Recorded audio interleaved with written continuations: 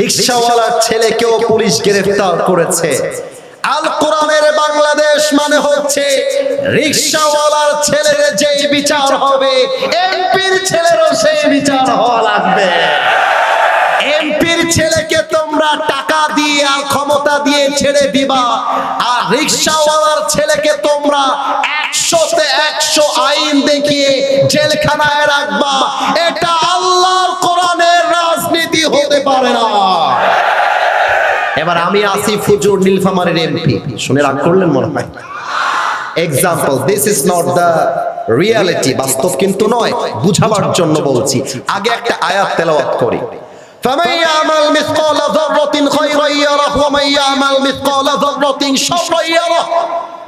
If anyone has done an atom so it was good, he will see it on the day of judgment. If anyone has done an atom so it was bad, he will see it on the day of judgment. Zarra, zarra, শস্যের দানা পরিমাণ, ভালো আমল খারাপ আমল প্রত্যেকটার হিসাব দেওয়ার দরকার আল্লাহর কাছে আছে না নাই? অনেকে ভাবে এটা মনে হয় শুধু কিয়ামতের ময়দানে। না না না, এটা রাজনীতির ময়দানেও হতে হবে। কেমন করে না, আগে ঠিক না, আগে বোঝেন তারপর ঠিক বলবেন। আর শোনেন, 1 ঘন্টা যাবত প্রায় ওয়াজ করছি, আউল ফাউল কোনো কাহিনী বলি নাই বলে অনেকে রাগ করতে পারেন, কিন্তু মাথায় রাখবেন আমরা এক নতুন বাংলাদেশের স্বপ্ন দেখছি, যে বাংলাদেশের স্বপ্নের কথা যুবকরাই পার্লামেন্টে গিয়ে বলবে ইনশাআল্লাহ। আমি সেই জন্য যুবকদেরকে উদ্বুদ্ধ করতে আজকের এই মাহফিলে এসেছি। খেয়াল রাখেন, আমি হলাম নীলফামারীর এমপি।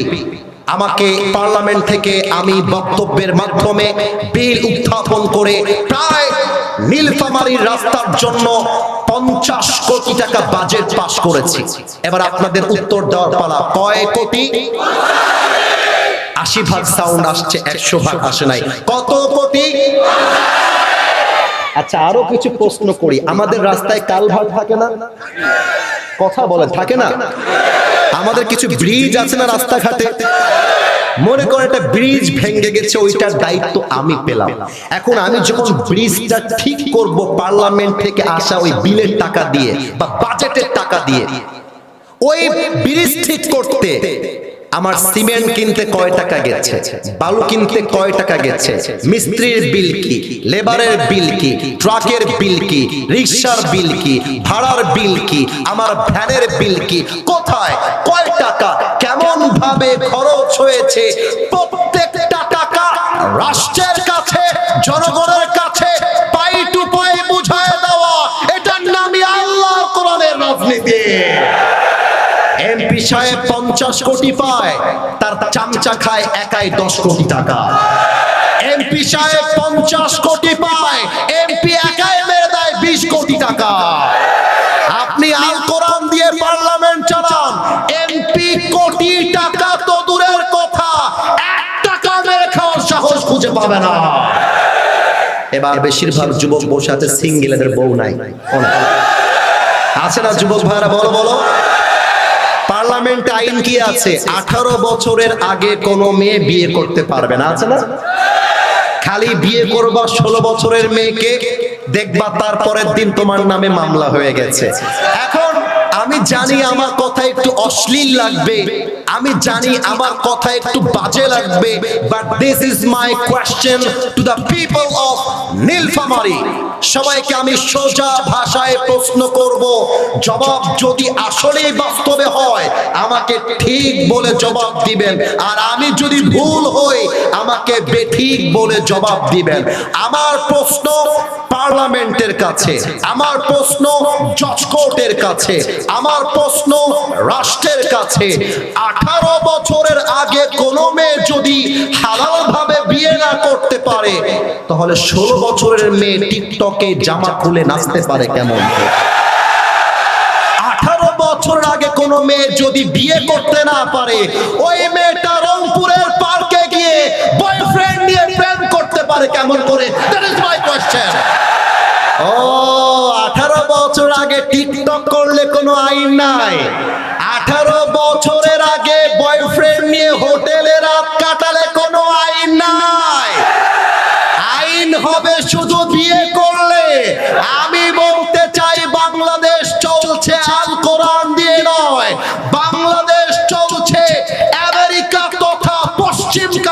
সভ্যতা দিয়ে। আমি বলবো যুবকের বয়স হয়ে গিয়েছে, বিয়ে দিয়ে দেন।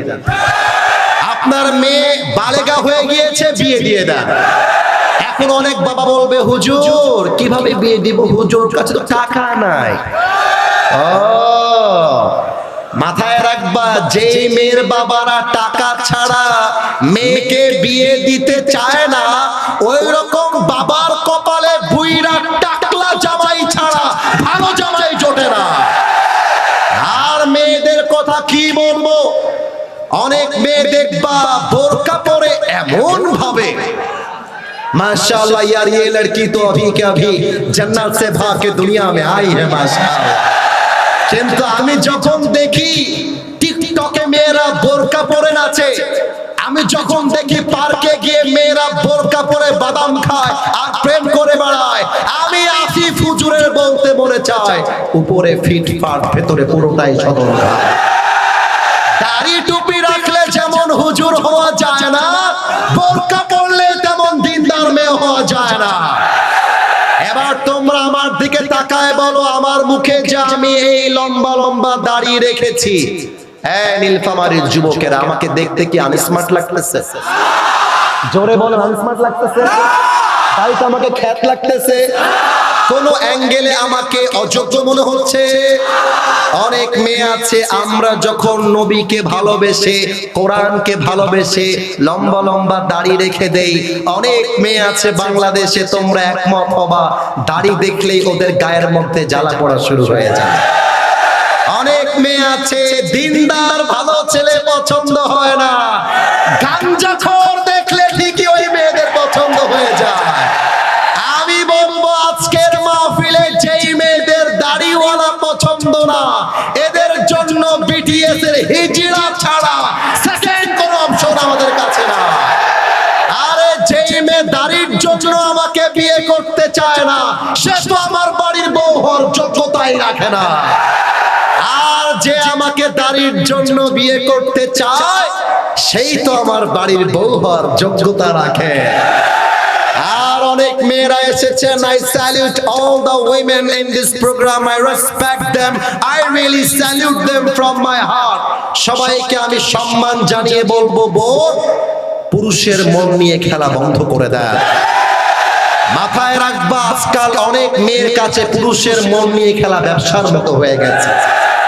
বলতে খুব বাজে, খুব বাজে, খুব বাজে, তাও বলছি কিছু মেয়ের স্বভাব, আজকে এক ছেলে, কালকে আরেক ছেলে, কালকে আরেক ছেলে, তারপর আরেক ছেলে। বিয়ের আগে কত জায়গায় যে ইজ্জত নষ্ট করে তার গুনাহ শেষ করে যাবে না যুবক। তবে আমরা সব মেয়েকে এক পাল্লায় মাপতে চাই না।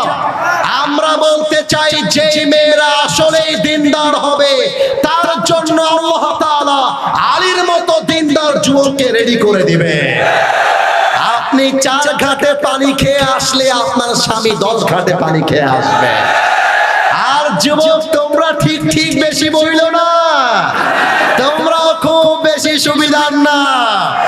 মাথায় রাখবা, আল খাবিতাতু লিল খাবিতিনা ওয়াল খাবিতুনা লিল খাবিতাত ওয়াত তাইয়িবাতু লিত তাইয়িবিনা ওয়াত তাইয়িবাতু লিত তাইয়িবাত। যে যেমন তার বউ হবে তেমন। তুমি বেটা 10 জায়গায় মুখ দিবা, তোমার বউ 20 জায়গায় মুখ দিয়ে বাসায় আসবে। অতএব নিজে ভালো তো দেশ ভালো, নিজে ভালো তো সমাজ ভালো। অতএব আমার কথা, যুবকদের শীতকাল এসেছে, বিয়ে দেওয়াই লাগবে।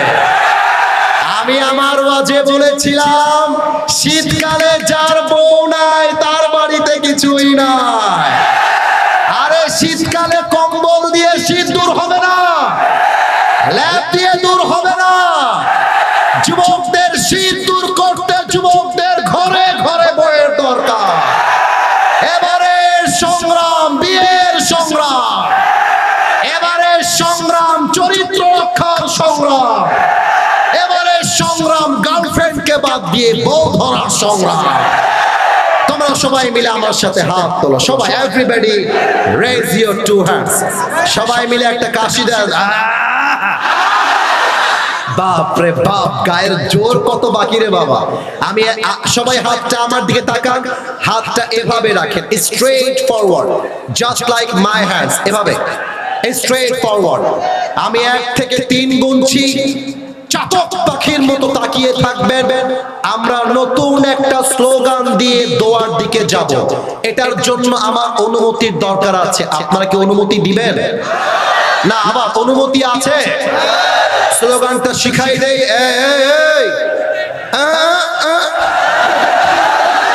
আচ্ছা আচ্ছা, ঠিক আছে। সোনামণি, যাক যাক যাক, আমার দিকে আমি শিখাই দিচ্ছি।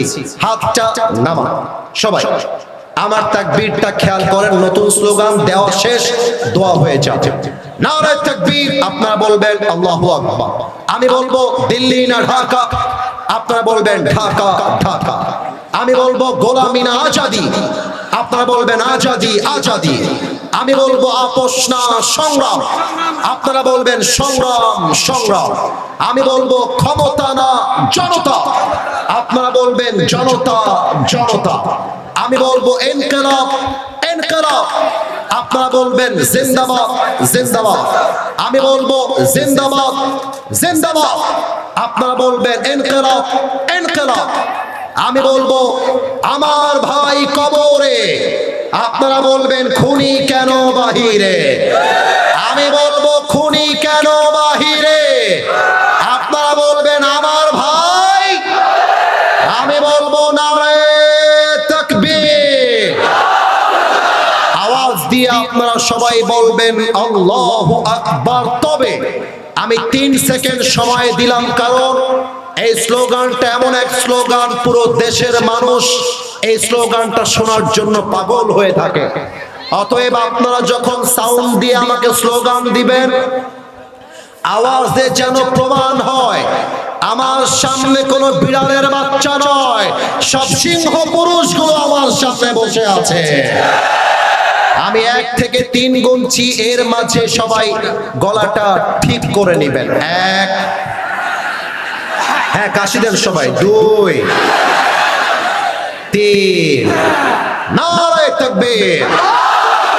হে দিল্লি না ঢাকা, হে গোলামি না আজাদি, আপোষ না সংগ্রাম, এই ক্ষমতা না জনতা, ইনকিলাব ইনকিলাব, জিন্দাবাদ জিন্দাবাদ। আমার ভাই কবরে, এই খুনি কেন বাহিরে, দিয়েছি তো রক্ত, এই রক্তের বন্যায় নারে তাকবীর।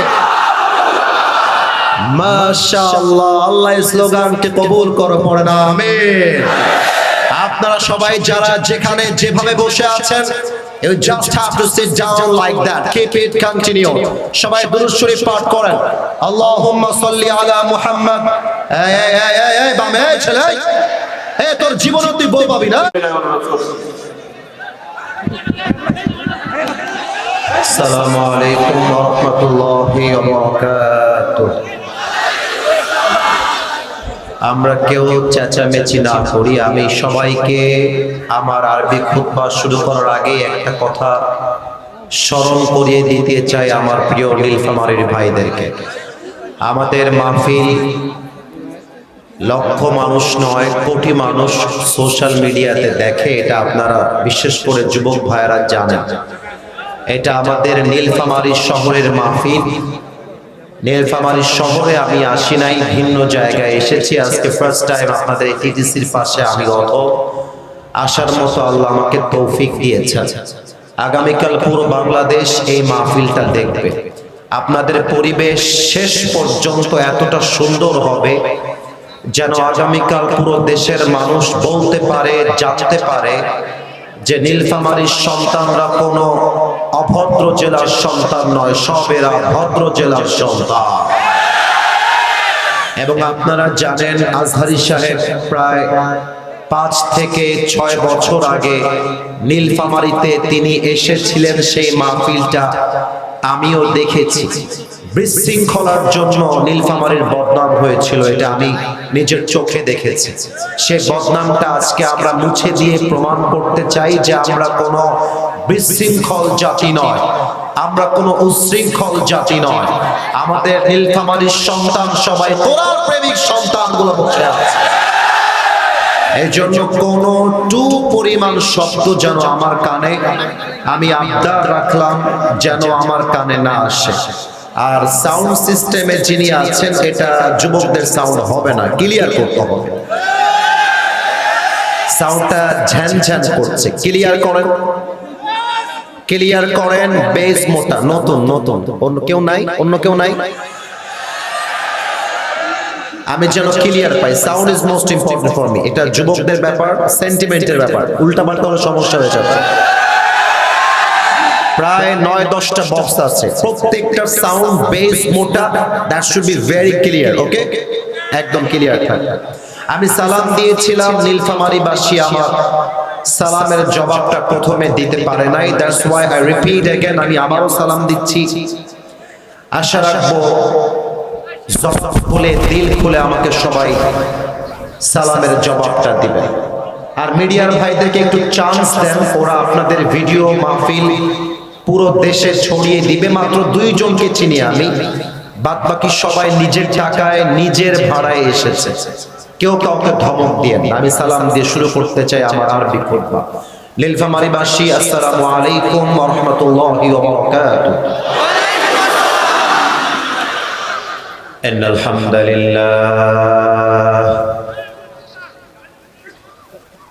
الحمد لله نحمده ونستعينه ونستغفره ونؤمن به ونتوكل عليه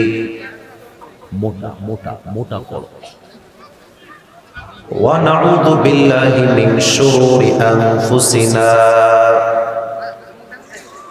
ومن سيئات أعمالنا من يهده الله فلا مضل له ومن يضلله فلا هادي له فلن تجد له وليا مرشدا ونشهد أن لا إله إلا الله وحده لا شريك له هو الذي لا ضد له ولا ند له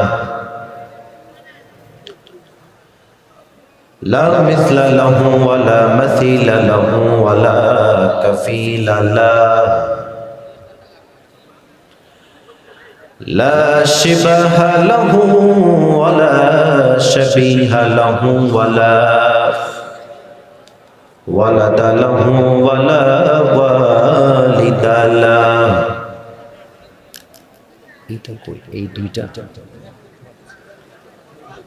وهو الواحد الفرد الصمد لم يلد ولم يولد ولم يكن له كفوا أحد ونشهد أن سيدنا ونبينا وحبيبنا وحبيب ربنا وطبيبنا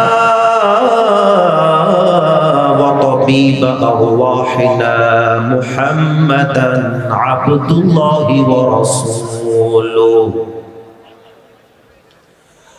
أرسله بالحق بشيرا ونذيرا وداعيا إلى الله بإذنه وسراجا وقمرا منيرا أما بعد فأعوذ بالله من الشيطان الرجيم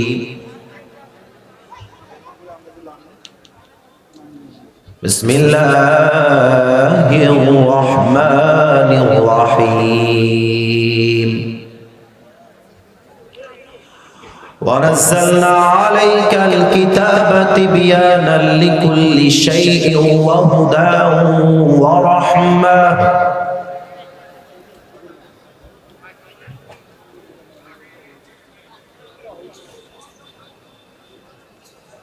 ورحمة وبشرى للمسلمين. وقال تعالى في كلامه المجيد: كتاب أنزلناه إليك لتخرج الناس من الظلمات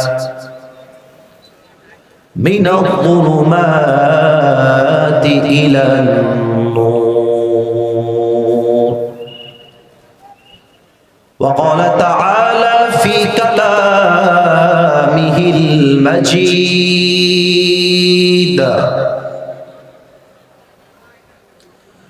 تنزيلا ممن خلق الأرض والسماوات العلى. وقال رسول الله صلى الله عليه وسلم: بلغوا عني ولو آية. وقال رسول الله صلى الله عليه وسلم: تركت فيكم أمرين لن تضلوا ما تمسكتم بهما، كتاب الله وسنة رسوله،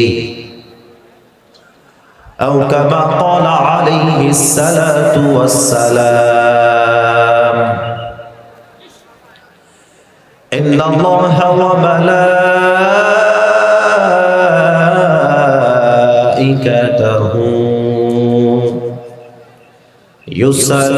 يصلون على النبي يا أيها الذين آمنوا صلوا عليه وسلموا تسليما. اللهم صل على محمد وعلى آل محمد كما صليت على إبراهيم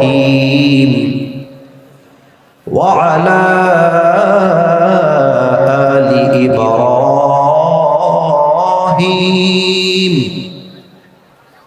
إنك حميد مجيد. আস্তাগফিরুল্লাহ আস্তাগফিরুল্লাহ। আপনার সাউন্ড কিন্তু অনেক ভালো, কিন্তু আপনার যে ইয়া বাড়তেছে না, ইকোটা কমায় দেন। আর এই যে বক্সের সাউন্ড গুলো মোটা করে বাড়ায় দেন তো। এই যে দুই বক্সের সাউন্ড এই পাশে বেস টনটনে হওয়া লাগবে, অনেক সুন্দর সাউন্ড আপনার। অনেকে আমার তেলাওয়াতের সময় ডান পাশে কথা বলেছেন, আমি দেখা সত্ত্বেও কিন্তু কিছু বলি নাই। আমি আবারও বলছি, ক্যামেরায় রেকর্ড হচ্ছে, একটা ধমক দিলেও কিন্তু এটা মানে অনাকাঙ্ক্ষিত ভাবে ভাইরাল হয়ে যায়। এটা আমি চাই না। আপনারা এমন ভাবে পরিবেশ দিবেন আমাকে যেন একবারও বলতে না হয় যে এই ছেলে কথা বলছো কেন। আমি এটা বলতেও চাই না, সবাই চুপচাপ থাকবে। আমাদের আজকের এই প্রোগ্রাম কুখাপাড়া চেতাসা রেল ঘন্টি যুব সমাজের উদ্যোগে ফকিরপাড়া হাফিজিয়া মাদ্রাসা নির্মাণ প্রকল্পে এক বিরাট ঐতিহাসিক তাফসিরুল কোরআন মাহফিল। আমাদের আজকের এই প্রোগ্রাম আমরা দেখতে পাচ্ছি এক বিশাল জনসমুদ্রে পরিণত হয়েছে, এবং আমরা বড় সৌভাগ্যবান যে আজকের এই মাহফিলে আমরা উপস্থিত হতে পেরেছি। আমরা সকলেই একবার জবান খুলে শুকরিয়া আদান করছি, আলহামদুলিল্লাহ। আজকের এই প্রোগ্রামে সভাপতি রয়েছেন জনাব মোহাম্মদ ওয়াহিদুল ইসলাম মান্নু সাহেব।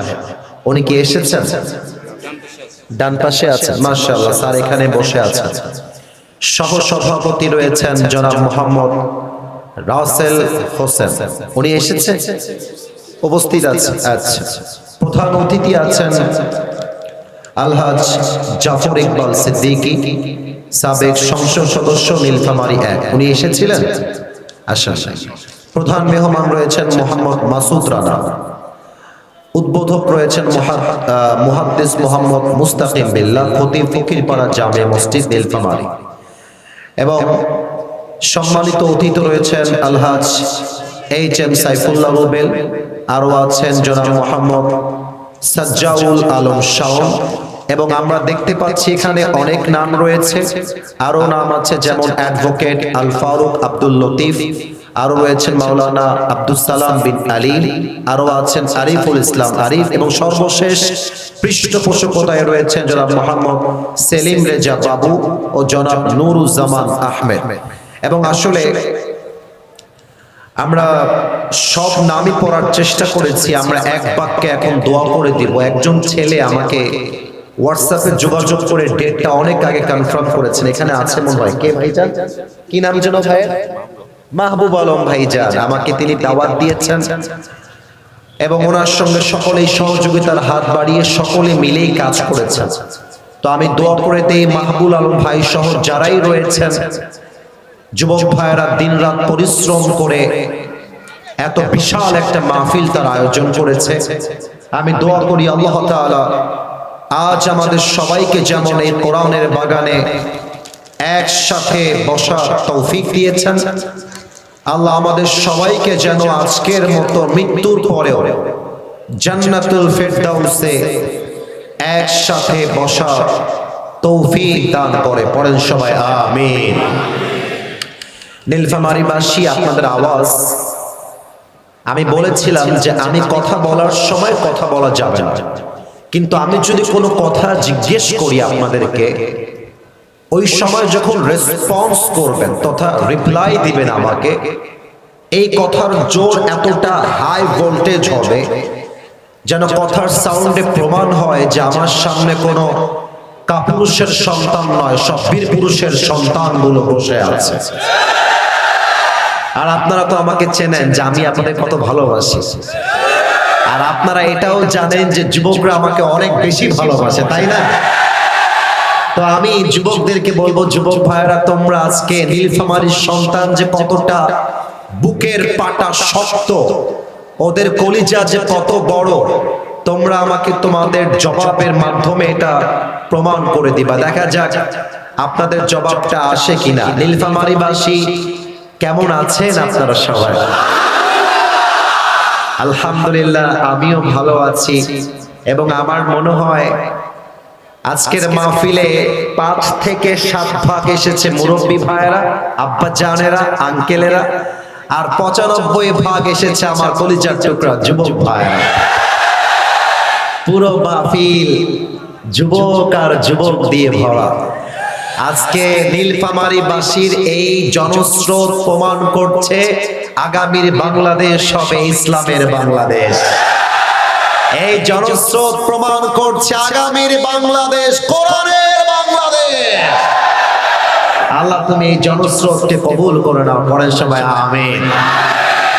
যেহেতু টাইম ইজ টু শর্ট, আমার কাছে সময় খুব বেশি নেই, আমি আবার অতিরিক্ত রাত করতে পছন্দ করি না। আমার কথা হলো, ওয়াজ শুনে লাভ নাই যদি ফজরের নামাজটা মিস হয়ে যায়। আমি আজকে নিয়ত করে এসেছি এমন কথা বলবো যে কথা অনেকের অপছন্দ হতে পারে, যে কথা অনেকের গায়ে লাগতে পারে।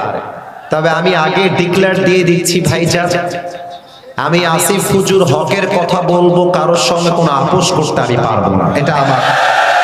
এটা আমার কথা স্পষ্ট। ইভেন আর একটা কথা আগেই বলে দেই, আমি পার্সোনালি আমার লাইফে I'm not connected with any political party in Bangladesh right now at this moment. আমি কোনোভাবে কোনো দলের সাথে রাজনৈতিকভাবে সম্পৃক্ত এই মুহূর্তে নেই, বাট অ্যাজ এ সিটিজেন আমার কিছু দায়িত্ব আছে। দেশের নাগরিক হিসেবে কিছু কথা বলার দায়িত্ব আমার আছে। যেমন আমি আমার ওয়াজে প্রায় বলি, আগামীর পার্লামেন্টে আমরা কোনো নারীকে ক্ষমতার চেয়ারে দেখতে চাই না। আমি আর একটা কথা নাগরিক হিসেবে প্রায় বলি, যে আগামীর বাংলাদেশে আমরা এমন একজন প্রধানমন্ত্রীকে দেখতে চাই, আমার দেশের প্রধানমন্ত্রী যেমন বাংলাদেশের পার্লামেন্টে দাঁড়িয়ে দেশের পক্ষে বক্তব্য দিবে, আমার দেশের প্রধানমন্ত্রী চাইলে ঢাকার জাতীয় মসজিদ বাইতুল মুকাররমে দাঁড়িয়ে জুমার খুতবা দেওয়ার যোগ্যতাও রাখে। এমন প্রধানমন্ত্রী আমরা দেখতে চাই, ঠিক কিনা বলো? এটা বলতে রাজনীতি করতে হবে, দল করতে হবে, এটা আমাদের সকলের চাহিদা, এটা আমাদের সকলের দাবি। আসেন আমরা আল্লাহর নামে একটা তাকবীর দিয়ে সোজা আল কোরআন থেকে তাফসীর করা শুরু করে দেই।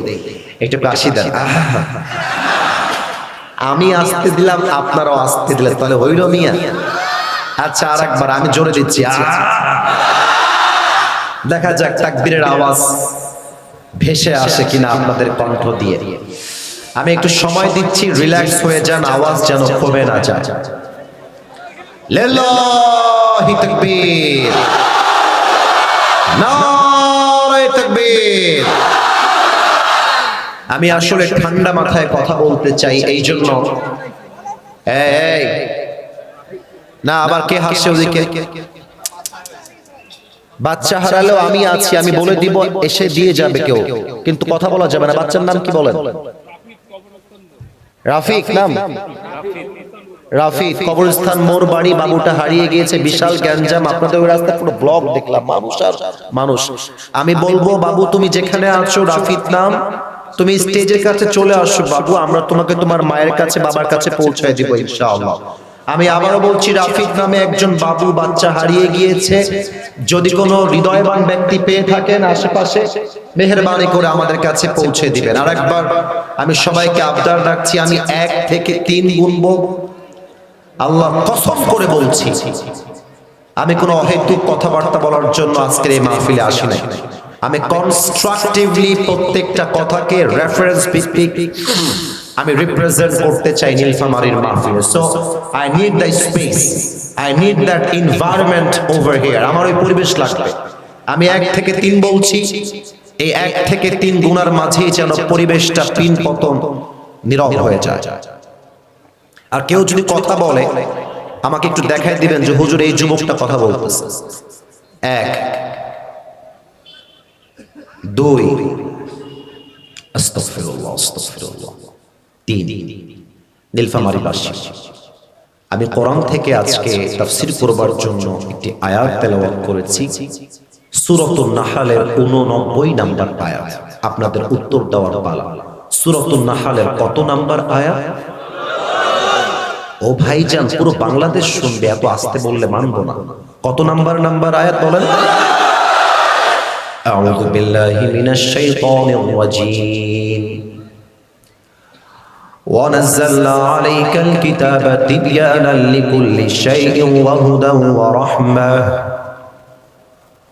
রাহমাতান ওয়া বুশরা লিল মুসলিমিন।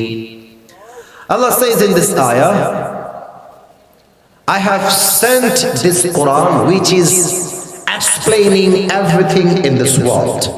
Allah বলছেন, আমি এমন একটা কিতাবে পৃথিবীতে নাজিল করে দিয়েছি, মানব জীবনে এমন কিছু দরকার যা আমি আল্লাহ বলি নাই তা কখনো হতেই পারে না। তাও তো সুবহানাল্লাহ কইতে পারলেন না আপনারা সবাই। এবার একটা ইমানি প্রশ্ন করছি, সবাই মিলে উত্তর দিবেন। আমার হাতে যে কিতাবটা আছে, কিতাবটার নাম যেন কি? নীলফামারীর সাউন্ড পাইলাম না। কিতাবটার নাম কি? আল্লাহ বললেন এই কিতাবে তোমার যা দরকার তাই আছে। তার মানে কি? পার্লামেন্টে কি লাগবে তাও আছে, রাজনীতি লাগবে কি করতে হবে তাও আছে, অর্থনীতি করতে কি লাগবে তাও আছে, বিয়ে করেছেন বউকে চালাবেন কেমন করে তাও আছে। যা যা লাগবে তা যে এই কোরআনে আছে। ইমানের প্রশ্ন কিন্তু ভাইজান জবাব যেন আসতে না আসে। কোরআনে যে সব কথাই আল্লাহ বলে দিয়েছে, এই বিশ্বাস কি আমার আপনার আছে না নাই? যদি থাকে তাহলে আজকে ওয়াজ শুনে বাসায় যাওয়া লাগবে। কারণ অনেকে অনেক সময় অনেক কথা বলে, তারা বলে যে রাষ্ট্র আলাদা, কোরআন আলাদা। অনেকে আবার মিডিয়ার সামনে বলেই দেয় রাজনীতি আলাদা, কোরআন আলাদা। অনেকে বলে পার্লামেন্ট আলাদা, কোরআন আলাদা। আমি আপনাদের সামনে নিরপেক্ষ একটা কথা বলে দিয়ে গেলাম, যারা আল কোরআনকে সামনে রেখে রাজনীতি করতে চায় না, তারাই বাংলাদেশে দুর্নীতি করতে চায়। আমার নীলফামারীর মা, আসুন আমরা আজকে কোরআন থেকেই জানবো আসলে কোরআনে সব কিছু আছে নাকি নাই।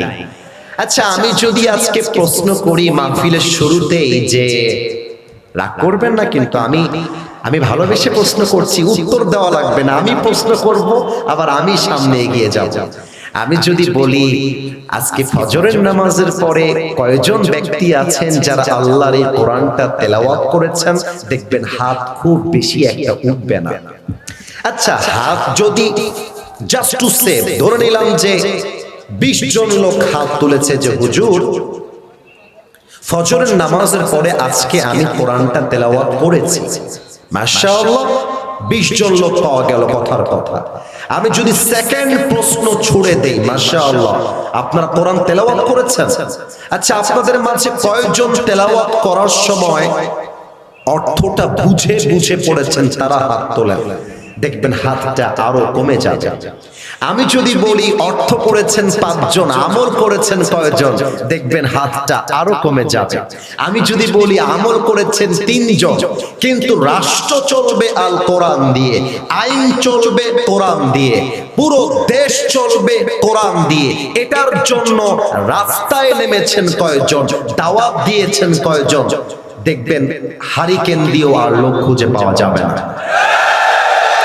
এখন আমি একটা এক্সাম্পল দিব, যে এক্সাম্পলটা আমি শুনেছি আমাদের প্রিয় আল্লামা দেলোয়ার হোসেন সাঈদী হুজুরের থেকে। আপনারা নাম শুনেন নাই সবাই? আপনারা কি আল্লামা সাঈদীকে সবাই ভালোবাসেন না? আল্লামা সাঈদী এমন এক একক ব্যক্তি যাকে আওয়ামী লীগরাও মনে মনে ভালোবাসত। আল্লামা সাঈদী এমন এক একক ব্যক্তি যাকে বিএনপির ভাইরাও ভালোবাসে, আর ভিন্ন দলের নাম তো নিলামে তারা কলিজা দিয়ে ভালোবাসে। এটা হচ্ছে আল্লামা সাঈদী, এক ইতিহাসের নাম।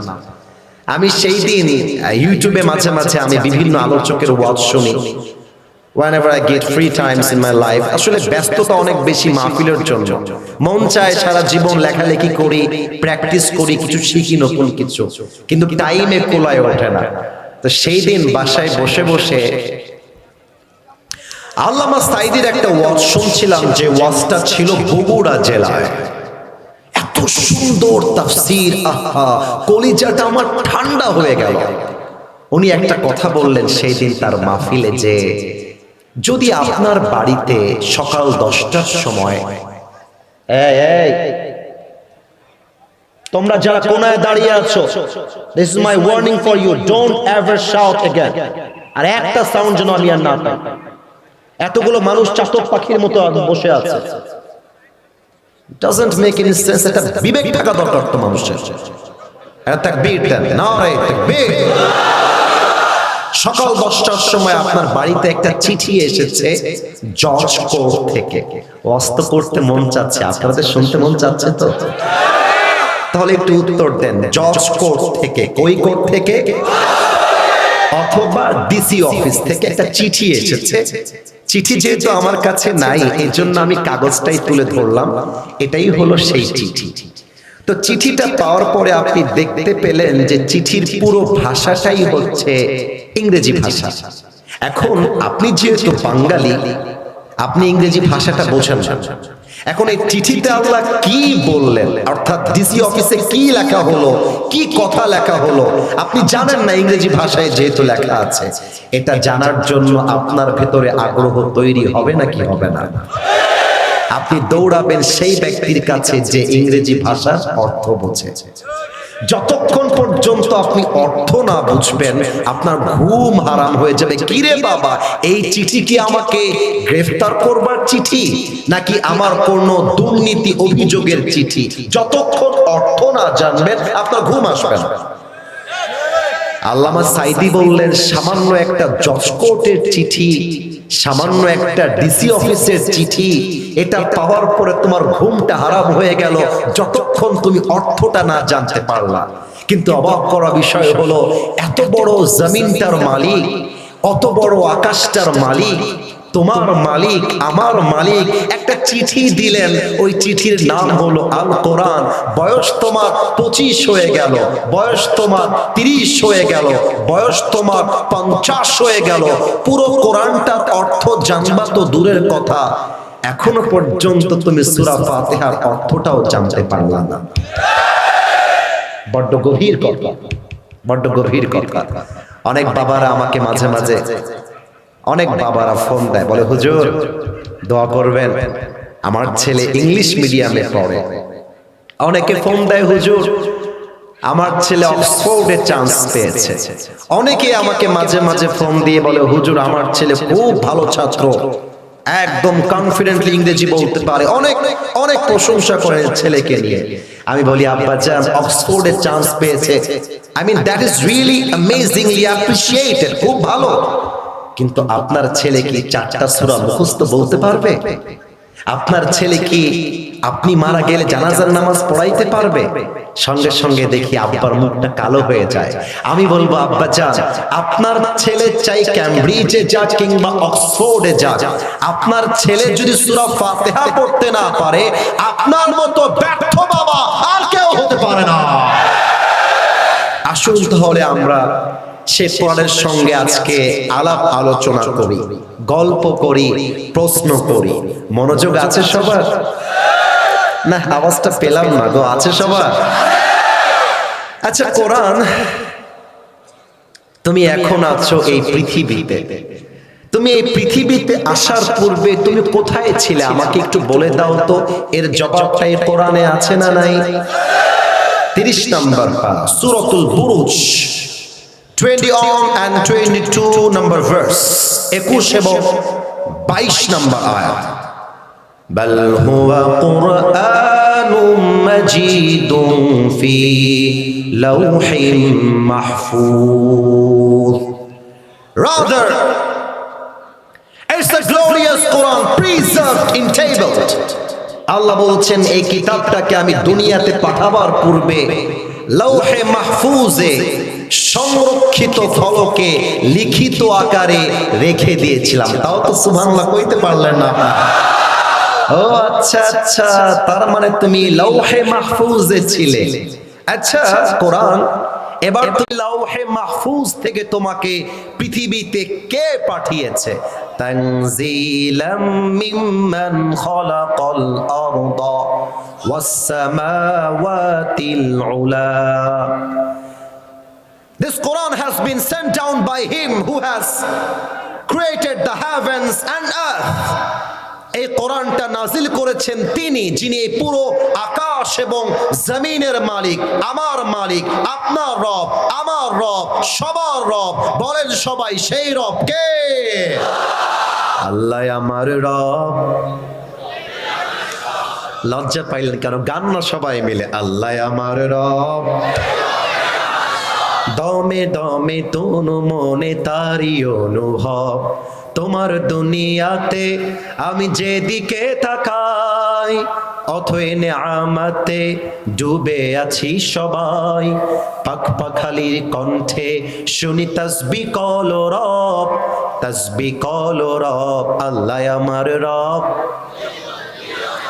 দমে দমে তনু মনে তারি অনুভব। রবকে? আল্লাহর নামটা তো আস্তে কইলেন, বলেন না রবকে।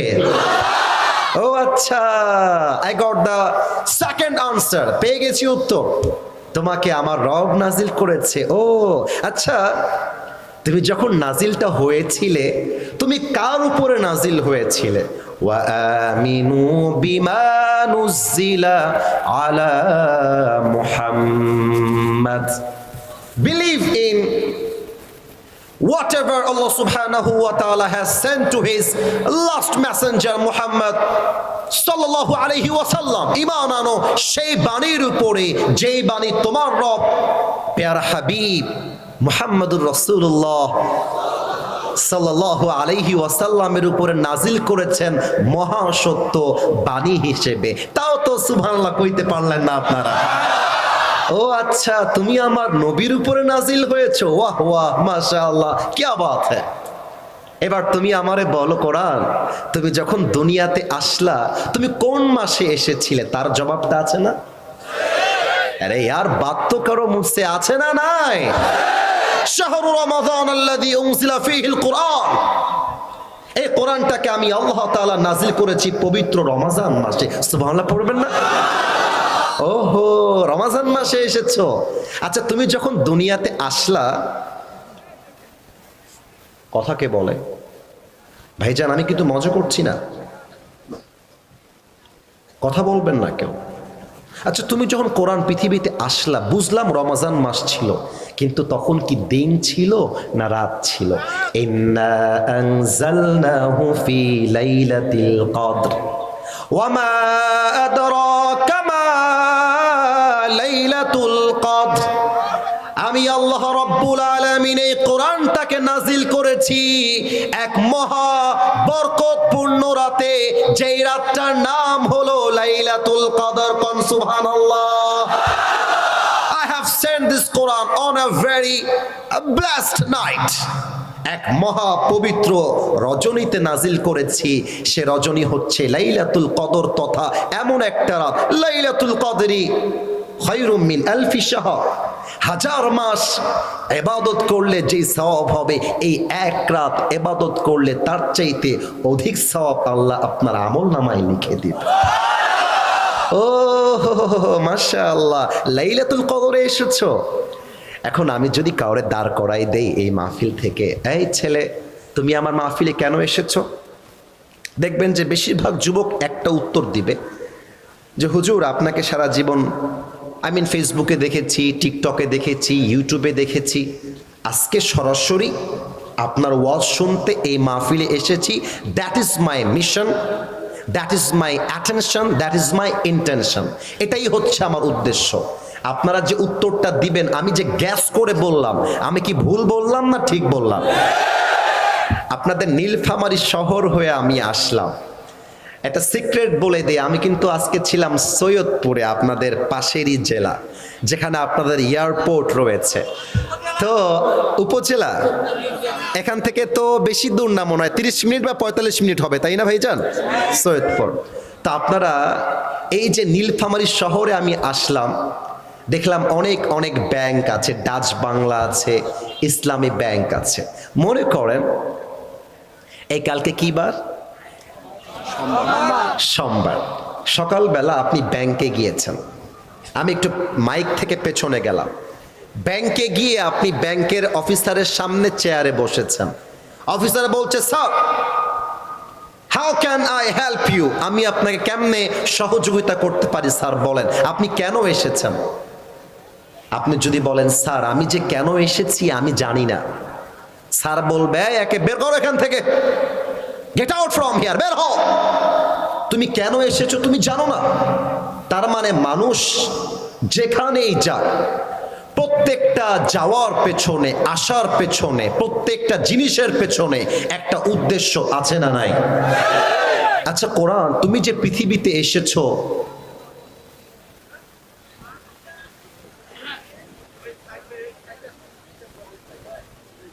আপনাদের কথার আওয়াজ যে পাশে আসছে, এই ছেলে, এই ভলান্টিয়ার্স, তোমাদের গল্পের আওয়াজ এখানে আসে, তোমরা বুঝতে পারছো না ভাই আমার?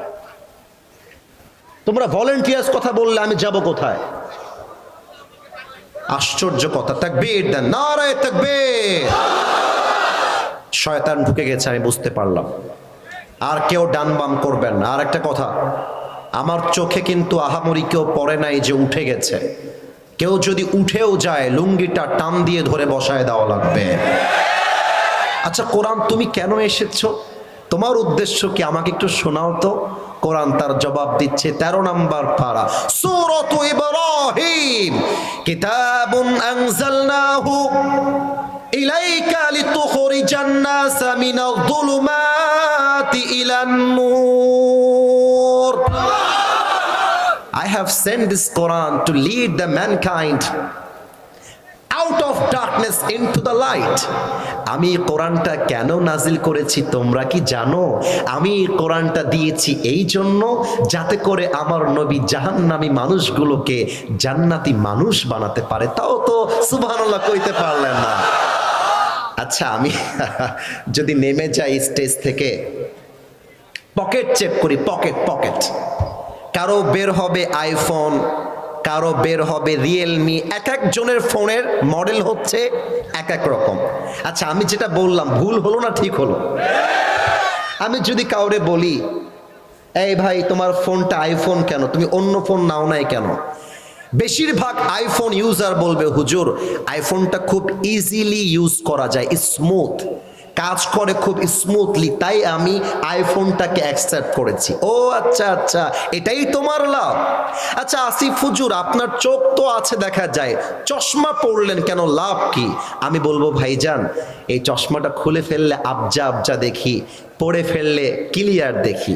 ও আচ্ছা আচ্ছা ভাইজান আপনি এই কোটিটা কেন পড়েছেন? ভাইরে ঠান্ডার সময় তো ঠান্ডা লাগে, তাই এটা পরে ঠান্ডা কভার করছি।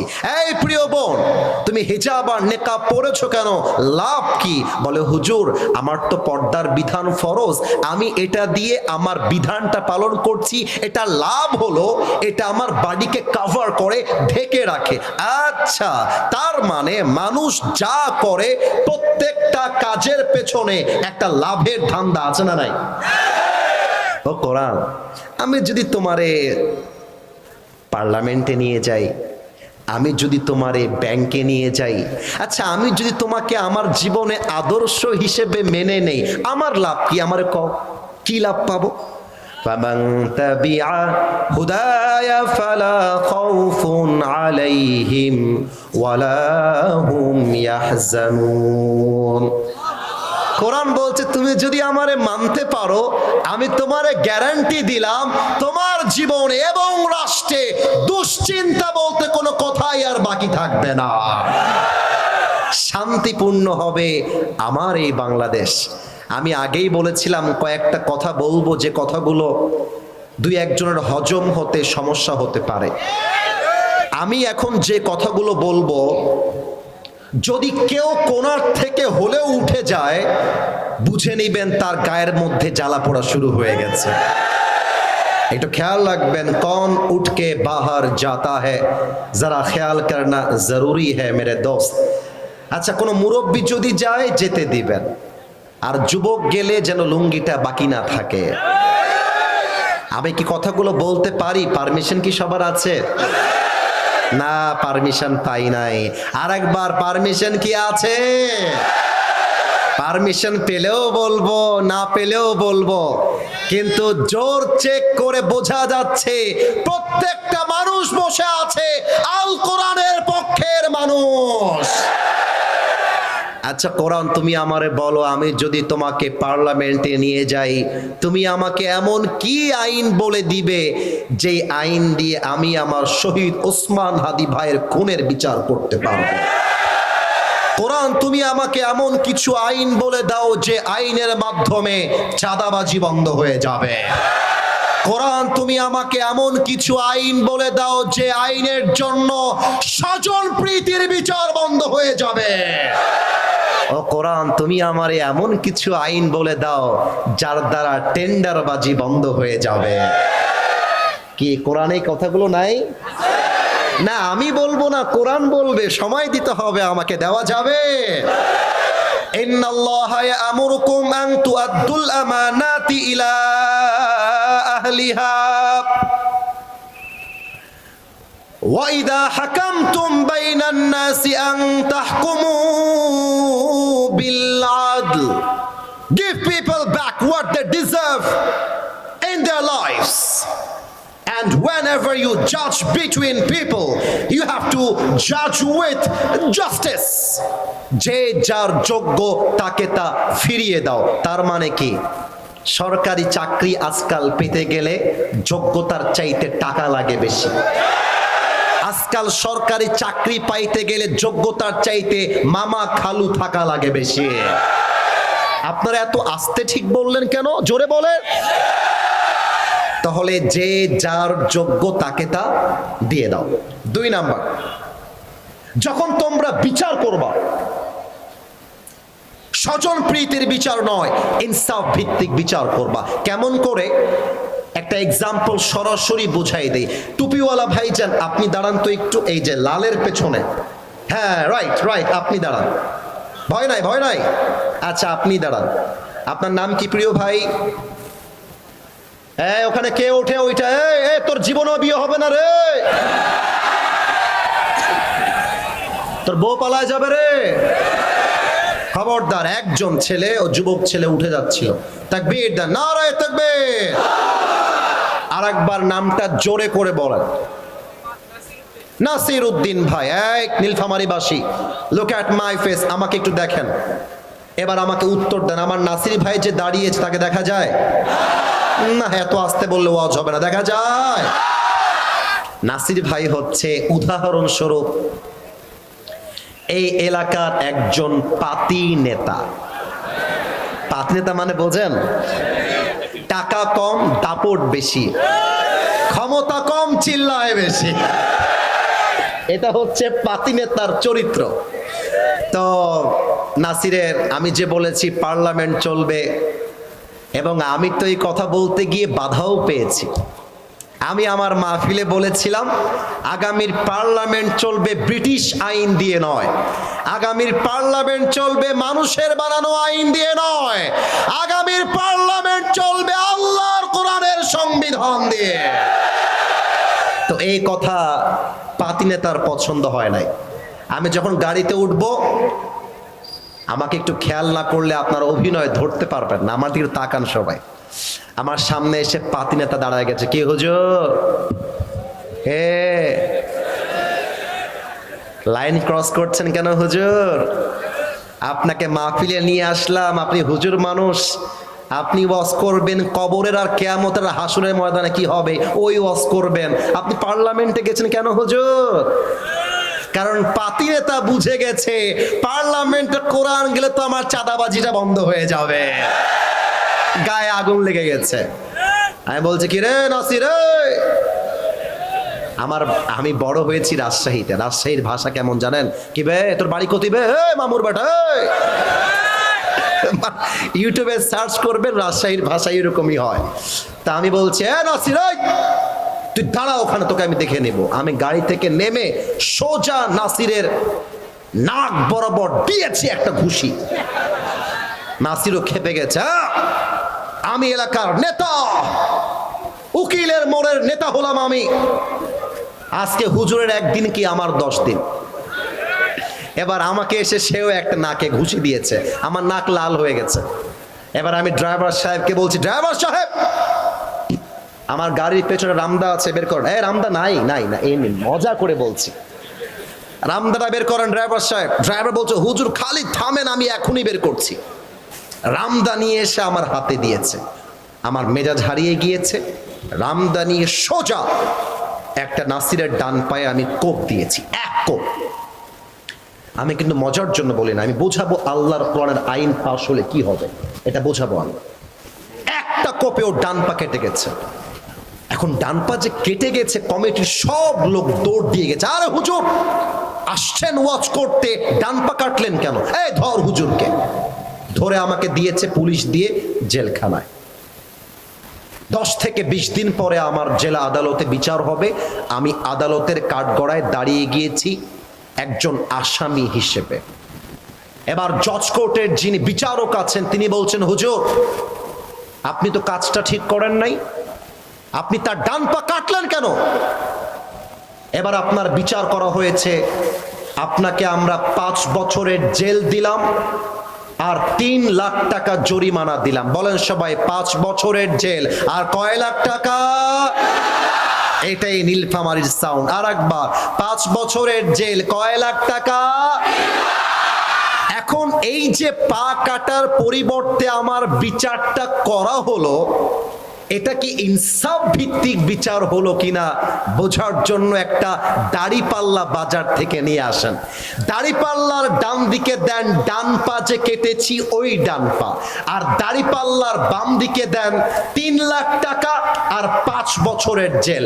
এবার নীলফামারীবাসীর মেধাকে জাস্টিফাই করতে চাই, আমি যদি দাড়িপাল্লার ডান দিকে ডান পা কেটে রেখে দেই আর দাড়িপাল্লার বাম দিকে 5 বছরের জেল আর 3 লাখ টাকা রাখি, কিয়ামত পর্যন্ত টানলেও কি দুইটা পাল্লা সমান সমান হবে? আমি যদি টাকা আরো বাড়াই দেই তাহলে হবে না? আচ্ছা, আমি যদি বছরটা 10 বছর করে দেই তাও কি সমান সমান হবে না?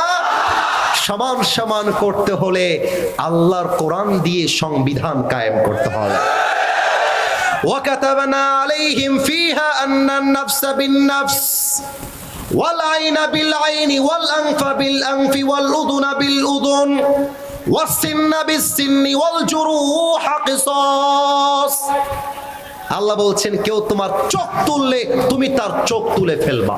চোখের বদলে চোখ, নাকের বদলে নাক, কানের বদলে কান, হাতের বদলে হাত, পায়ের বদলে পা, জানের বদলে জান। আর এটার নামই তো আল্লাহর কোরআনের সংবিধান। এবার আপনি আল কোরআন দিয়ে বিচার করে আমি যেমন ডান পা কেটে দিয়েছি আপনিও আমার ডান পা কেটে দেন। এবার দাড়িপাল্লা নিয়ে আসেন, দাড়িপাল্লার ডান দিকে ওর ডান পা দেন, দাড়িপাল্লার বাম দিকে আসিফ হুজুরের ডান পা রাখেন। এবার দাড়িপাল্লা টান দেন, দেখবেন দুইটা সমান সমান হয়ে গেছে।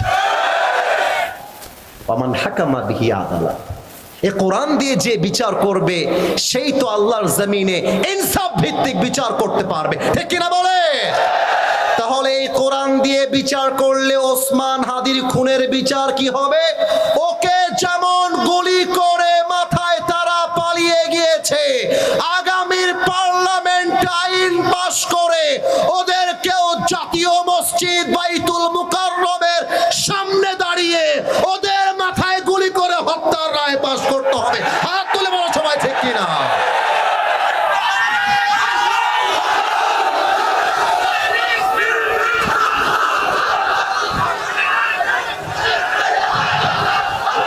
শহীদ ওসমান হাদি আমাদেরকে শিখিয়ে দিয়েছে বিড়ালের মতো 500 বছর বেঁচে থাকার কোনো দাম নাই।